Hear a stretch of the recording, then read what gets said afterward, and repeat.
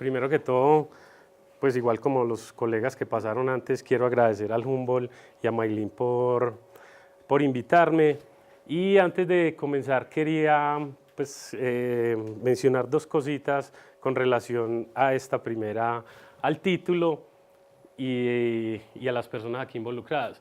La primera era que cuando me invitó Maylin, me dijo, para que hables de anfibios, ahora Javier me lo hace notar, sí, es que no hay reptiles ahí. Entonces, ¿dónde está el reptil? Bueno, no, pero en las palabras sí. Bueno, entonces, o sea, estaba como, Juan, para que vengas y hables de código de barras de anfibios. Y yo, no, Maylin, por favor, incluyamos también los reptiles. De hecho, cuando se hizo el proyecto el financiado a la Universidad de los Andes, entonces, por intermedio del profesor Andrew Crawford de la Universidad de los Andes, me dijo, hagamos 100 anfibios. Y yo, no, venga, hagamos 50 y 50. Entonces, tratando de rescatar el otro grupo, que también hay una gran cantidad de cosas en el cual el código de barras puede servir. Y la segunda es que, pues, indiscutiblemente, la persona que más ha trabajado en este país con código de barras de anfibios es el profesor Andrew Crawford de la Universidad de los Andes, con el cual soy colega y estamos haciendo cosas también juntos. Entonces, pareció obviamente que entre los dos, y aquí les voy a mostrar un avance real de lo que se está haciendo con anfibios, e igual pues ya se me quitó la pena del todo, porque si no tenemos secuencias para mostrar, creo que cualquier cosa que mostremos aquí puede funcionar, se puede justificar, ¿cierto? Ya se me quitó del todo. Voy a utilizar bueno. Y quería comenzar con algo que se me desconfiguró, pero entonces si se desconfiguró, les pido nada más un segundo para ponerlo en PDF para que no haya ese problema. ¿Cierto? Entonces quería comenzar con estas frases cotidianas que siempre estamos acostumbrados a decir en los informes y en todas las esferas que tratan la biodiversidad aquí en Colombia, y que realmente son ese cliché, y me parece excelente que esté aquí gente del ministerio y de otras entidades, porque en vez de utilizar estas frases como afirmaciones, yo me atrevería a ponerles signos de interrogación, y yo creo que el código de barras y esta iniciativa lo que tiene que llevar es a que esto realmente se conviertan en preguntas más que en afirmaciones. Yo a mis estudiantes les digo, paren de decir esto, porque nosotros, o sea, todavía no hemos llegado, o sea, podemos presumir de eso, pero lo que esto nos ha llevado es a cosas, y que eso va a afectar enormemente lo de código de barras y de colecciones, es que los nuevos requerimientos y las nuevas políticas, por ejemplo, los términos de referencia en los estudios de impacto ambiental, dice no, o sea, no hay necesidad de colectar, o sea, con fotografías y lo estrictamente necesario. Y lo que hemos visto durante todo el día y los ejemplos que les voy a mostrar acá es que tenemos que remuestrear el país, porque estamos viendo que hay una gran cantidad de cosas que esto solo no es capaz de decirlo, y que decir esto, y todos ustedes saben que esta frase es la más utilizada, con la que empieza un informe del Humboldt, es que realmente debe ser una pregunta, y que Colombia es el segundo país en anfibios, pues por debajo de Brasil, pero igual que Brasil hay muchos más herpetólogos trabajando. Pues no quiere decir que no sea verdad, pero que realmente sean preguntas. Y entonces lo que les traje hoy es unos pocos ejemplos de lo que es, unos ejemplos de lo que estamos avanzando ahora con estudios moleculares, o sea, que también incluye lo de código de barras en anfibios y reptiles. Por ejemplo, para anfibios, esta es la tablita que Maylin nos compartió, y pues ya la han mencionado aquí varias veces. Entonces lo que quería simplemente decir, o sea, para Colombia hay 763 especies de anfibios, y de las cuales las muestras genéticas, o lo que hay, es muy poco. Y realmente estas 60 especies, si uno se pone a ver, o sea, no están en iBold, pues no están en Bold, sino que son producto de estudios filogenéticos a gran escala con gente que está haciendo de familias enteras dentro de anfibios para llegar pues a generar ese tipo de secuencias. Entonces voy a ir directamente a unos ejemplos y al final hago como una breve conclusión pues relacionado a estos encuentros. El primero es un ejemplo interesante de una tesis de un estudiante que tengo que es sobre la especie de Dendrobates truncatus, que es una especie endémica en Colombia, y según, este es un mapa extraído de iNaturalist, donde muestra, pues para eso tengo esto, donde muestra la distribución de la IUCN, la distribución esperada de la especie, y estos son todos registros de gente, que esto es una iniciativa de ciencia ciudadana, donde la especie se encuentra. Entonces nosotros sabemos, pues igual como sucede en muchos de los mapas de anfibios, que los mapas no necesariamente coinciden con lo que es la distribución real.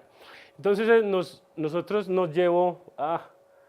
pero ¿por qué? O sea, nosotros nos llevó a decir, hay una gran cantidad de un rosado ahí. ¿Radioactiva o qué? No, yo se las tengo que mostrar. Todas son nuevas, yo se las tengo que mostrar. Me disculpan, pero entonces prefiero que se dañe el texto y no las fotos. ¿Cierto? O sea, se los prometo y se los... Entonces empezamos a ver que en esas localidades hay una gran diversidad en coloración y eso pasa mucho en los dendrobátidos. Y entonces hay una gran cantidad de estudios en los cuales miran la relación que hay entre la coloración en estas especies aposemáticas y las divergencias genéticas que hay. Y entonces nos dimos a la tarea de tratar de capturar esos morfos particulares que había en las diferentes regiones dentro de Dendrobates truncatus, y entonces aquí les pongo en estos puntos rojos los especímenes de los cuales tenemos 16S y COI, que ambos están en bold, y encontramos una cosa bien particular, pero nada nuevo. Nosotros siempre pensamos cuando se utiliza código de barras que vamos a descubrir especies, que esto nos está llevando a ver esa especiación críptica o esa taxonomía de especies crípticas, pero como Javier mencionó, realmente también lo que estamos haciendo es determinar el estatus de especies. Y entonces ya es un patrón repetido. El género Dendrobates tiene 4 especies, de las cuales ya hay secuencias para 4 de ellas. Y también hay muestreo intraespecífico dentro de algunas de ellas. Por ejemplo, esta que es una especie de alto interés para el comercio, que es de las Guyanas, que estaba como 2 especies diferentes. A esto le denominaban una especie, o sea, Dendrobates azurius, Dendrobates tintorius, y después de un estudio genético encontraron que realmente era la misma especie. Lo mismo sucede con esta especie que es de Panamá y de Costa Rica, que se llama Dendrobates auratus, con unos morfos también supremamente diferentes, pues o al menos en coloración, y resulta que también, o sea, la diversidad genética intraespecífica esperada era la normal que uno veía en esas especies de amplia distribución. Y lo mismo, mire, más o menos en la misma situación se encuentran esta especie que es Dendrobates truncatus, que es endémica de esta zona. Entonces tenemos animales de la Sierra Nevada, de acá, por ejemplo, estos de acá tienen este morfo, y entonces ya los taxónomos empiezan a decir, no, eso mucho cuidado, eso debe ser otra cosa, hay que mirarlo con calma. Nosotros hicimos morfometría y pues ya... diferente pues a lo que quería mostrar acá, las diferencias entre las poblaciones se refieren más a parámetros climáticos que realmente a historias divididas que tengan esos grupos. Entonces, no solamente es a separar especies o que nos ayude a encontrar especies crípticas, sino también a realmente definir que eso hace parte de la variación normal que tiene una especie. Otro caso bien interesante en el cual también estamos trabajando ahora, que es producto de un proyecto que tenemos en un monitoreo que estamos realizando acá en unas hidroeléctricas en Antioquia, es de esta especie que se llama Pristimantis penelopus. Ahorita les menciono que es el género pues, con más especies en el país y de hecho en el neotrópico. Y esta es la distribución de la IUCN. La mayoría de las especies de anfibios la categorización de su grado de amenaza está basada principalmente por distribución, o sea, el criterio A es el que, porque es lo único que sabemos. Y como les voy a mostrar acá, lo sabemos y lo sabemos incompleto. Entonces nos dimos a la tarea, después de ver una gran cantidad de animales que teníamos en la colección en Antioquia, veíamos que habían muchas cosas que se parecían, y entonces nos dimos a la tarea de utilizar COI, y entonces utilizamos estos animales y encontramos que este es el clado rojo, esto es una especie andina que se llama Pristimantis erythropleura y que realmente era una misma cosa. O sea, entonces aquí habían dos, pues un encuentro bien interesante. Primero, que la especie tiene una distribución más grande. ¿Y qué implicaciones tiene esto para conservación?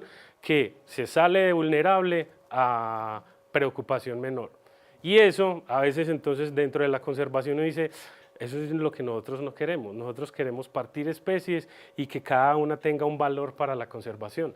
Pero si nos metimos al juego de hacer categorías y de tomar decisiones basadas en esto, entonces también tenemos que ser conscientes que esto lo podemos encontrar y que esto después no solamente para conservación va a tener relevancia, sino incluso para interpretar patrones biogeográficos y la historia de esas áreas. De hecho, entre esas uno encuentra menos variabilidad genética que, por ejemplo, le encuentra uno en esta especie que es andina.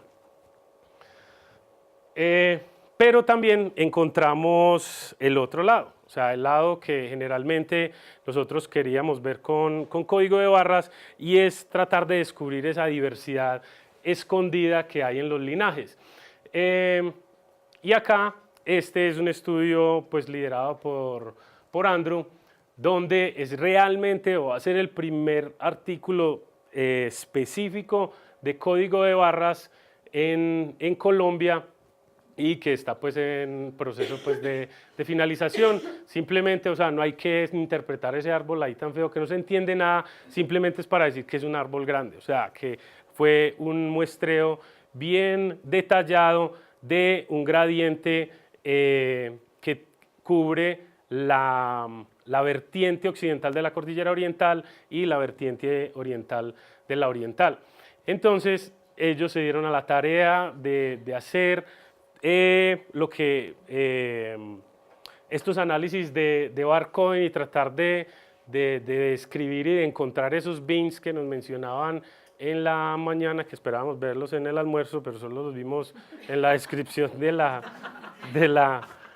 en la descripción primera. Y entonces se encontraron cosas bien interesantes, por ejemplo, cómo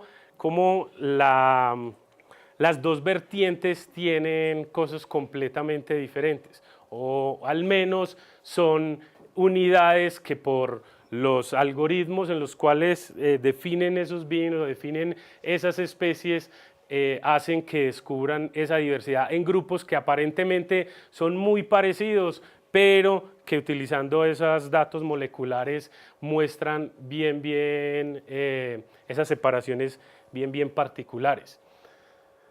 Les voy a mencionar otro caso en el cual estoy trabajando ya hace más o menos un año larguito, y es el género Bolitoglossa en Colombia. En Colombia, pues a diferencia de los países del norte y en otras regiones del mundo, en Sudamérica tenemos muy poquitas especies de salamandras. De hecho, esta familia Pletodontia, a la cual pertenece este género, es la única familia que entra al trópico. O sea, solamente en Sudamérica entra solamente este pedacito. La mayoría de especies están en Centroamérica y están en Norteamérica. Cuando vemos la diversidad de las especies de salamandras en el país, nos encontramos que la mayor cantidad están en los Andes. Y a mí me interesó inicialmente es porque dentro de Colombia la mayor diversidad está en Antioquia, y eso pues tiene que ver con algo, con la conexión que hay de un grupo que se supone pues viene del norte y tuvo una pequeña radiación en Sudamérica. Pero entonces yo quería realmente mirar porque la taxonomía de las salamandras es una cosa bien difícil. Yo creo que al menos pues los colombianos vimos que hace más o menos un mes hubo ahí un show mediático de un problema que hay de hecho con el tratado taxonómico pues, más completo que hay hasta el momento en salamandras. Yo juro que yo no lo bajé, pues ni siquiera me di cuenta fue después de qué ocurrió, pero las salamandras es un grupo bien difícil, o sea, al menos las bolitoglosas aquí uno las ve y todas son igualitas. Pero en el 2000 salió este artículo por uno del papá de las salamandras, que es Dave Wake, en la Universidad de California, en Berkeley, y encontraron unos patrones de variación genética bien particulares que habían en las montañas. En el 2012 salió uno en Ecuador y tenía el mismo patrón. Entonces yo dije, bueno, entonces ¿qué tenemos nosotros en el país? Y me di a la tarea de secuenciar 4 genes, o sea, uno nuclear y 3 mitocondriales, dentro de esos el COI, y el COI amplifica bien y es bueno para salamandras, aunque se pelea mucho con el citocromo B, y uno generalmente utiliza más porque hay muchas más secuencias en GenBank de citocromo B, pues al menos para salamandra. Entonces cuando uno las ve, sea taxónomo o no, todas se ven igualitas. O sea, para el taxónomo eso es la misma cosa. Pero cuando vemos a nivel molecular, hay una gran cantidad de variación que está mostrando que la taxonomía no la estamos haciendo bien con este grupo. Y les voy a poner solamente un ejemplo. Este es, en estos círculos muestro el nombre de cómo nosotros asignamos estos animales dentro de la colección. Y es una especie que se llama Bolitoglossa ramosi. Entonces aquí había una cosa, bueno, estamos haciendo la taxonomía re mal, toda la gente que me está haciendo la determinación en el museo no sabe, o realmente es que la taxonomía es así, o sea, es bien difícil de determinar. Supongamos que estamos haciendo la taxonomía bien y que esto es diversidad críptica. Una de las cosas que tengo yo y que tengo como conclusión acá es que cuando nosotros encontramos diferentes bins o diferentes clústeres, entonces nosotros tenemos que llegar después, en teoría, a tomar una decisión con eso y decir, bueno, entonces, ¿quién es quién? Y al menos a uno de esos le debe pertenecer el nombre, o puede que a ninguno le pertenezca el nombre en el cual yo estuve asignándole pues ese nombre. Afortunadamente, nosotros tuvimos acceso a la localidad tipo de esa especie y es esta que está azul. Entonces, con esta información, entonces nosotros podemos asumir que realmente esta es la Bolitoglossa ramosi, que nosotros hicimos una buena determinación y que todas estas unidades entonces tienen que ser reevaluadas de otra forma. O no necesariamente son especies nuevas o deben ser asignadas a especies ya conocidas, pero al menos esto nos da una guía de qué es y qué no es.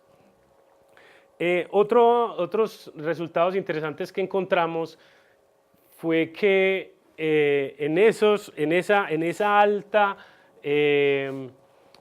variabilidad o profundidad filogenética dentro de este grupo, en las especies o en los animales que secuenciamos, un patrón bien interesante que encontramos con salamandras, pues con estas salamandras, es que esas unidades tienen distribuciones alopátricas. O sea, por ejemplo, las especies, este es un clado hermano, o sea, estas son los hermanos de esta dentro de ese grupo. Y encontramos ese patrón repetido que ellas no se encontraban geográficamente. Otra cosa interesante que encontramos y que a mí todavía me sigue pues, preocupando demasiado pues, con mi interés bien en biogeografía, es que esta más o menos acá, o sea, esta es la parte de Antioquia y este es el cañón del río Cauca y acá es el Magdalena, o sea, estos son dos cordilleras completamente diferentes. Aquí hay una especie que es vulnerable, es endémica de un páramo y esto proviene del proyecto de limitación de páramos y esta especie es genéticamente idéntica a esto. Y yo decía, ¿pero por qué? Y volví a ir al sitio, y yo no, eso fue que los estudiantes lo mezclaron y volví secuencia y no, eso es lo mismo. Bien interesante porque hace poco salió dentro del profesor Madriñán un estudio de patrones de endemismo en páramos y encontró que realmente había una relación entre estas dos zonas. Y es que estoy hablando de alturas acá de 3.800 metros y acá también, y esto es un valle supremamente seco que uno dice, no, ahí no hay flujo de nada. Pero eso va a tener que descubrir un patrón biogeográfico, pues un proceso supremamente interesante que en el futuro esperamos ver. Este es otro ejemplo de que decía que esas especies o clústeres hermanos no se encuentran geográficamente. Y lo interesante es, viendo un zoom en una parte donde teníamos un muestreo bien grande, sí se encuentran, o sea, las salamandras sí pueden ser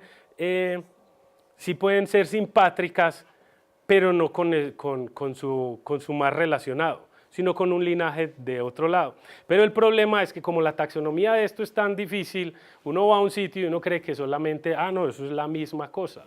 Y uno después, y esto solamente lo pudimos descubrir a través del análisis genético. Y uno dice, claro, es que ahora sí, en localidades nosotros encontramos esto. Pasando al otro lado, una de las cosas más difíciles cuando uno va a ver herpetología es tratar de dar un grupo de dos grupos que no tienen evolutivamente nada que ver, que son los reptiles y son los anfibios. Eso ha sido un karma que hemos cargado de que decidieron que esos eran animales rastreros y que eran los más feos de la naturaleza, y de eso nos decidimos a ser herpetólogos. En cuanto a la diversidad de reptiles, les menciono que hace ya un año, o sea, en octubre del año pasado, con plata de NSF y funcionarios de IUCN, nos dimos a la tarea de reunir los herpetólogos en el país que estaban y que han trabajado mucho con reptiles y recategorizar las especies de reptiles del país, en especial las de escamados, porque tortugas tiene su grupo de especialistas, cocodrilos tiene su grupo de especialistas. Y entonces como producto también quisimos hacer una lista anotada de las especies de reptiles en Colombia. Y aquí quería mencionar esto, era porque según la tabla que nos mandó Maylin y que también está en CIP, mencionan 571 especies de reptiles para Colombia. Y realmente no son tantas. No son tantas porque hay una gran cantidad de incertidumbre en que algo que de pronto encontraron en la Guyana, entonces alguien le dijo que no, que eso estaba también aquí en Colombia, o que ha sido encontrado en Panamá en tal parte. Entonces, pero de registros verificados solamente tenemos, pues solamente por ahora, menos de 500 especies de escamados, donde están pues los lagartos y las serpientes, que vienen a ser lo mismo. Y entonces también les voy a mencionar 3 ejemplos con relación a lo que nos está iluminando los estudios moleculares y el código de barras con estos animales acá. Este es un estudio que acabó de salir, pues hace un mes y medio salió, sobre el descubrimiento de linajes en un grupo, en un lagarto de tierras altas que tiene esta distribución. Entonces aquí están todas los registros de colección, y en rojo están los que utilizaron para hacer el análisis genético. Una cosa interesante que encontraron es que estas dos cordilleras son bien diferentes, y eso es un patrón regular en plantas, es un patrón regular en vertebrados, pues, o sea, en aves, o sea, incluso en aves. Y entonces también nosotros teníamos acá este animal y decía, no, eso es Anolis heterodermus, pero realmente eso, después de esto, decir, no, eso no es Anolis heterodermus, ese nombre le pertenece a la sabana de Bogotá, donde está la localidad tipo, y esto, por ende, esto es una especie diferente que hay que describirla. Otro ejemplo es este grupito, y es de algo que estamos trabajando ahora en la descripción de una especie del grupo Fuscoauratus. Todos los que hemos ido a campo nos damos cuenta que esto es relativamente uno de los lagartos más abundantes que uno ve. O sea, Anolis es una es el grupo de escamados que más especies tiene en el país, pero también todos son igualitos. O sea, todo eso tenemos 70 especies y todos son igualitos. Y si quieres ir a un grupo de los cuales son más igualitos, ve al grupo de Fuscoauratus. No tiene uno de dónde pegarse para decir dónde es que está la diferencia entre esos. Si ustedes han de pronto mirado, o sea, estos son los animales que los machos tienen esta estructura que se llama la gula y la utilizan para territorialidad, atraer a las hembras, y ha sido utilizada también mucho para taxonomía. Cuando nosotros nos dimos la tarea de ver unas especies del grupo Fuscoauratus, hicimos un análisis morfométrico, dio que todo eso era igualito. Pero cuando lo vimos desde el punto de vista molecular, entonces ahí sí empezamos a encontrar patrones que tenían que ver con cordilleras, con regiones, y ya no era que la morfología no estaba dando información, sino que la estábamos mirando de una forma equivocada. Y algo que yo he aprendido con esto, en todos estos ejemplos, es que no es que realmente haya discrepancia entre la morfología y lo molecular, sino que la morfología está mal hecha. Y me perdonan al menos de los de anfibios y de reptiles, decir, es que no sabemos cómo ver la morfología. No sabemos cómo es que eso no tiene caracteres, no los ha podido encontrar, pero no es que no existan. Este es otro caso de una especie de alta montaña que es supremamente abundante en toda parte y con datos moleculares, y ya después esos datos moleculares nos llevaron a mirar mejor la parte morfológica y encontramos que realmente sí hay diferencias que tanto moleculares como morfológicas se pueden sacar. Y de nuevo el mismo patrón que les mencionaba con salamandras, que viven en el mismo sitio, y entonces estábamos contando mal las cosas. Y esta es un ejemplo, es decir, no solamente los coleópteros, que todos ahí son igualitos y que pueden haber más especies. En estos animales, donde uno cree que porque las escamas se pueden contar y todo eso, es mucho más fácil. Como estamos en streaming, entonces no puedo dar mucha información, pero la voy a decir, no me voy a aguantar. Resulta que nosotros creíamos, lo que queríamos era, utilizando molecular, decir eso es una especie diferente. Y nos dimos cuenta que todo esto, les voy a decir, que todo esto ni siquiera era el género. Que ese género solamente se conoce hasta acá, o sea que Colombia no tiene ese género. Y ya, ese es un nuevo género para Colombia. Y es producto. Y lo más interesante es que cuando nos pusimos a ver los animales, o sea, la morfología de los animales del género, claro, ¿a quién se le ocurrió que era este otro? Si realmente se parece más al que molecularmente era. Pero, ¿sí la apagaron? No. Esos prejuicios tan tenaces.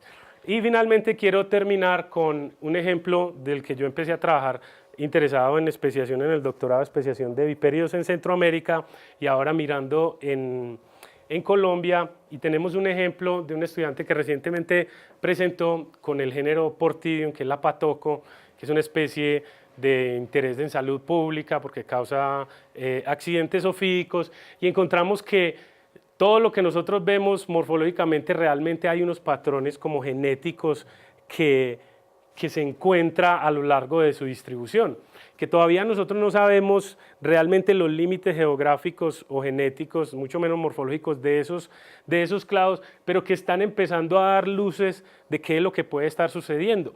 ¿Y qué puede estar sucediendo? De que patrones, esto es precipitación, de que hay patrones climáticos o que pueden estar generando esas discrepancias. Y cuando nosotros vamos a hacer la librería de código de barras, ¿sobre cuál la vamos a hacer? Exacto, sobre todo.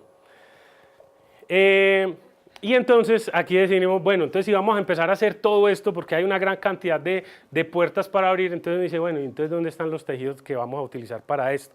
Y entonces les voy a contar cuál es la experiencia con herpetos. Yo sé que hay tejidos en todas estas entidades, pero creo que en muchos casos, y los colegas internacionales nos dirán, es que todavía no hay como una política bien clara de que realmente dónde deben quedar los tejidos y cómo deben quedar los tejidos. Entonces, por ejemplo, este es el Instituto Nacional, el Instituto de Ciencias Naturales, el que tiene la colección de herpetología más grande del país.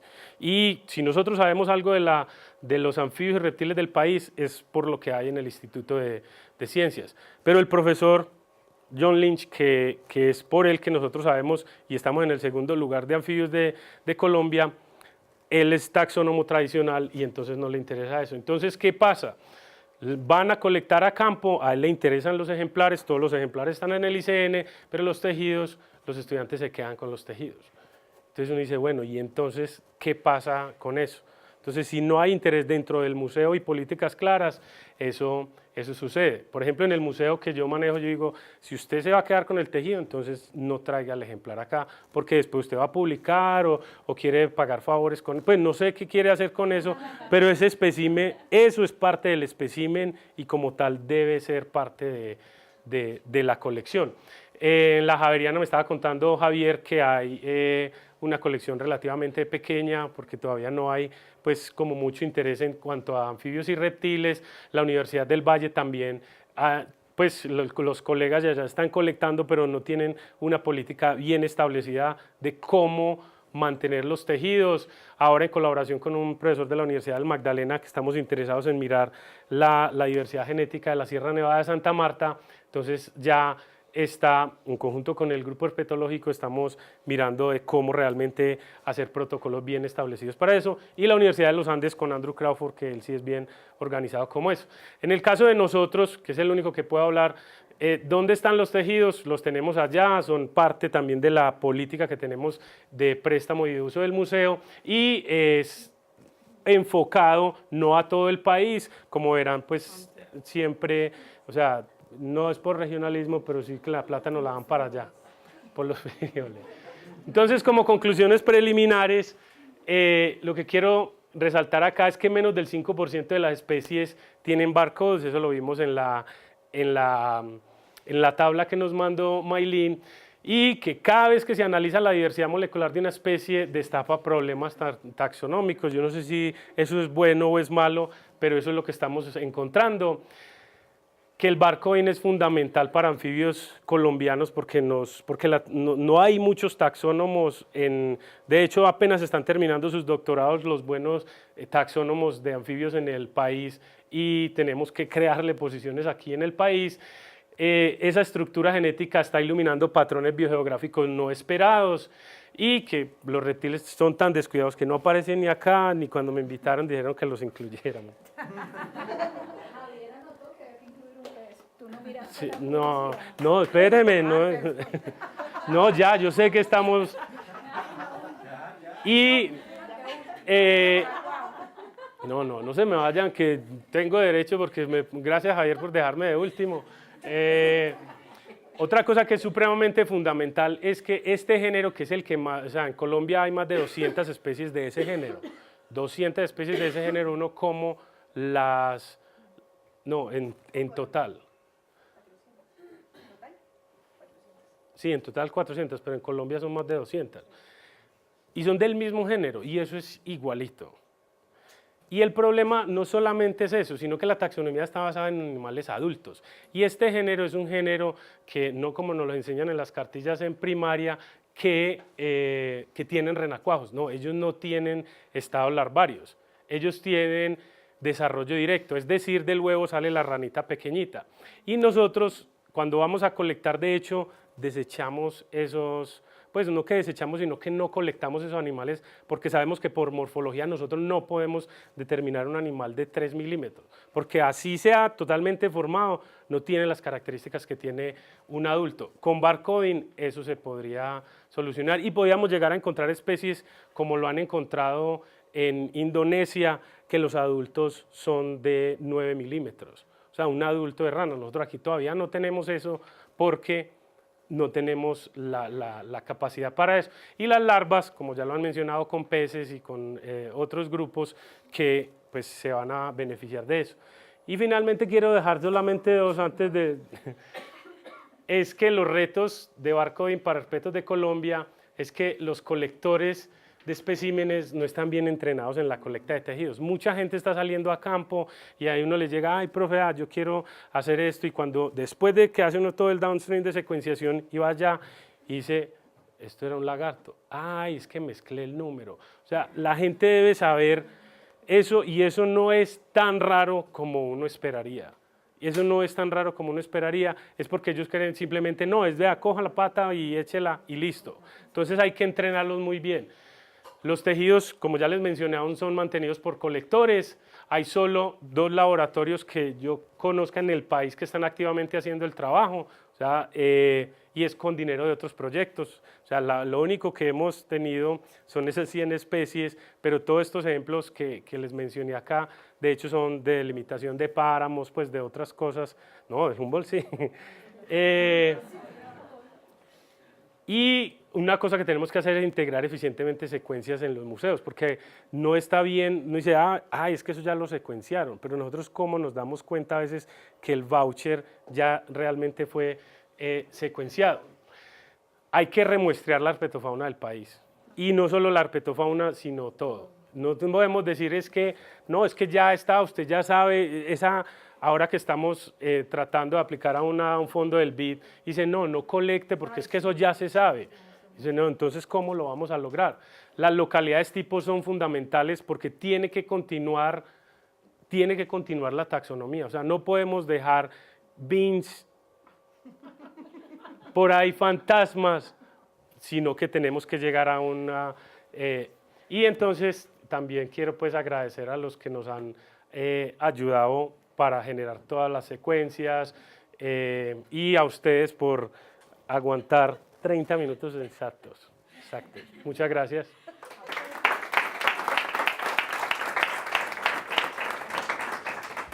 Gracias, Juan. ¿Algún valiente con una pregunta?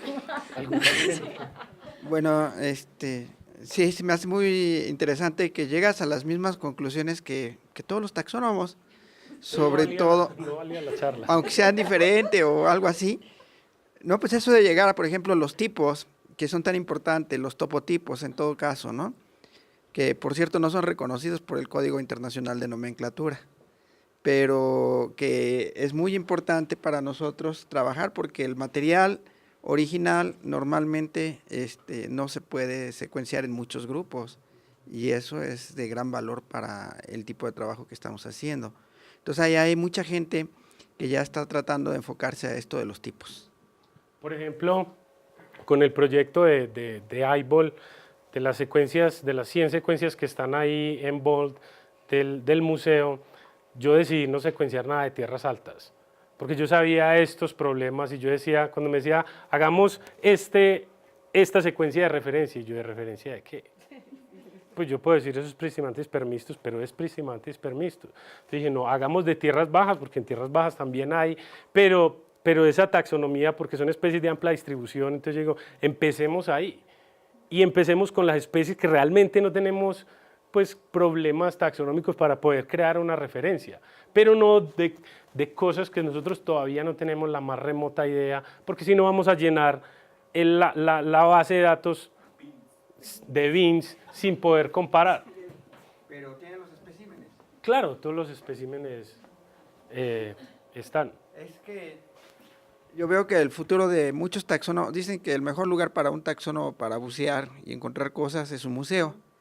Y yo creo que el futuro del taxónomo es bucear en las bases de datos, como Bold, encontrando todas esas cosas, esos foquitos, y como tiene la referencia, aquí lo importante es que el ejemplar esté ligado a la secuencia. Si el ejemplar está ligado a la secuencia, entonces ya se puede verificar. Si se pierde el ejemplar, ya no se puede hacer nada.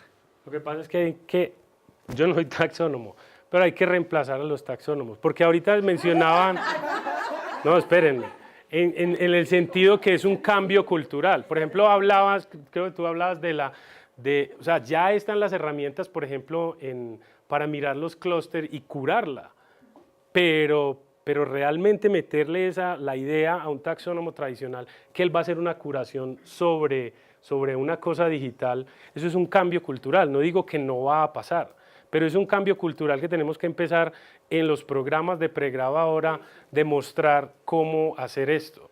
Más es las generaciones futuras demostrar de cómo realmente integrarla, porque muchas veces nos hemos quedado en decir taxonomía integrativa, pero es que la integración se la tenemos que enseñar es desde el pregrado a los estudiantes que entiendan qué es una taxonomía integrativa, porque ya,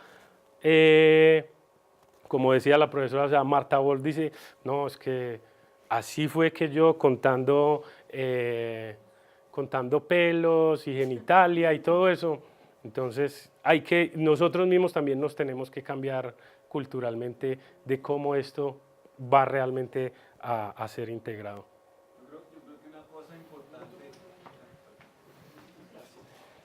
Yo creo que una cosa importante frente a lo que mencionas de los estudiantes y demás es también, es obviamente mostrarles que existen este tipo de herramientas que pueden implementarse, pero lo más importante es hacerlos pensar para qué tipo de preguntas de investigaciones que se quieren implementar estas herramientas, ¿no? O para resolver qué tipo de problemáticas y cómo esta taxonomía integrativa con estas herramientas más las tradicionales realmente pueden aportar información muy valiosa, no solo en términos netamente académicos, científicos, sino para tomar decisiones que son importantes para la conservación de los recursos, que es uno de los objetivos principales también que persigue el AIBOL Colombia. Más que una pregunta, es un comentario, es que me parece que usted lo dijo y me parece que es fundamental. Los especímenes en los museos que ya tienen secuencia, la etiqueta en el museo tiene que cambiar y decir que tiene secuencia, porque cuando yo vuelva a ese museo en un tiempo, yo puedo ver alguna característica que a mí me interesa de ese ejemplar y yo necesito saber que ese ejemplar ya tiene información genética asociada. Entonces, tenemos que pensar en que esa información tiene que quedar así como está la localidad, los metros sobre el nivel del mar y quién lo colectó, también tiene que estar ese tipo de información, porque entonces ahí está el código con el que entró a una base de datos o algo adicional que me permita a mí decir, vea, otra cosa que yo estoy viendo diferente, que de pronto el investigador que hizo esa primera aproximación genética pues no le pareció tan importante o de pronto era exactamente la misma pregunta, pero es una aproximación que me permite otra vez, desde el museo y desde lo que ya muchos han dicho, de darle un valor nuevamente a nuestras colecciones, permitirle a la gente saber que estamos haciendo esas cosas también, que se está obteniendo esa información.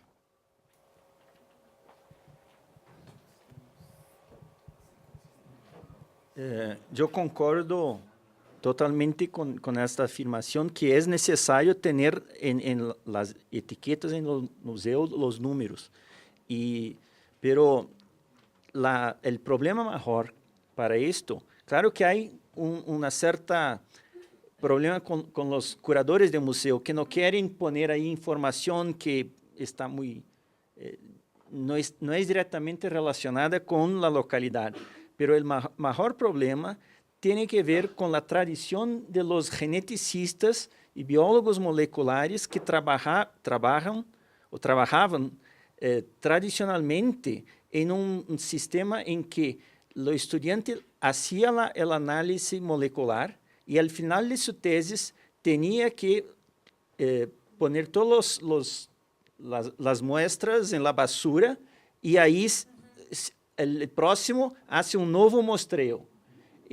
Hay una presión muy grande entre los estudiantes de no querer registrar, porque eso toma tiempo, los datos de manera relacionada a los datos de los voucher, a los datos del museo, y las cosas de las bases de datos que no son solamente suas de su tesis. Esto hay que cambiar y es muy importante, porque de otra manera tenemos resultados moleculares que no se conectan con los vouchers.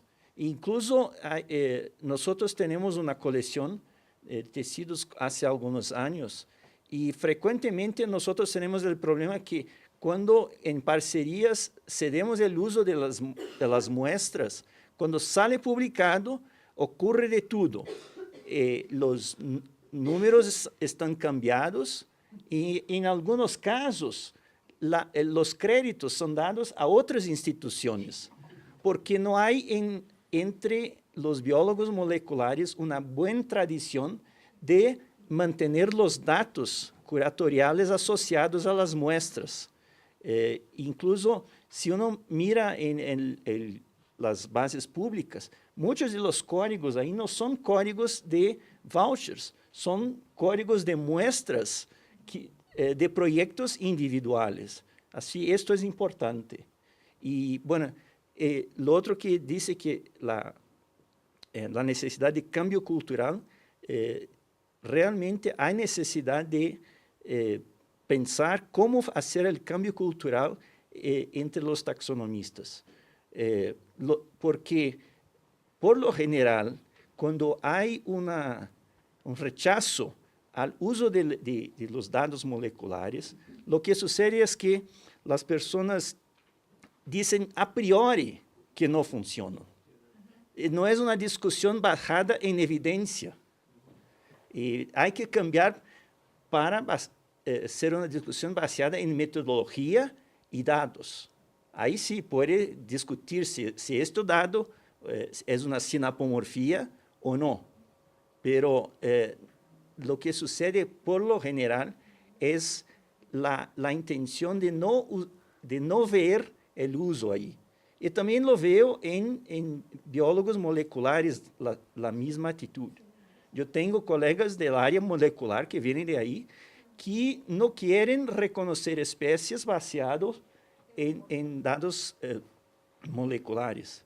Y hay incluso una literatura muy grande discutiendo esto, pero si uno mira el histórico de las clasificaciones zoológicas, y creo que botánicas también, por lo general no hay caracteres diagnósticos en las categorías taxonómicas explícitos.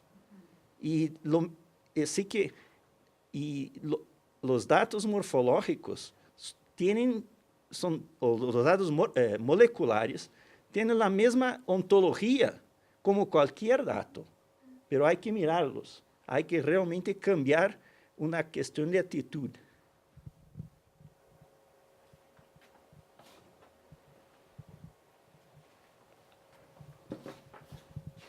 Muchas gracias. Bueno, no vi más manos levantadas, entonces muchas gracias, Juan. Y pues yo creo que vamos a darle fin a la jornada de hoy. Fue una jornada increíble, muy rica en información. Entonces, para terminar como se debe terminar por el día de hoy, yo creo que nos merecemos un aplauso todos por haber estado acá.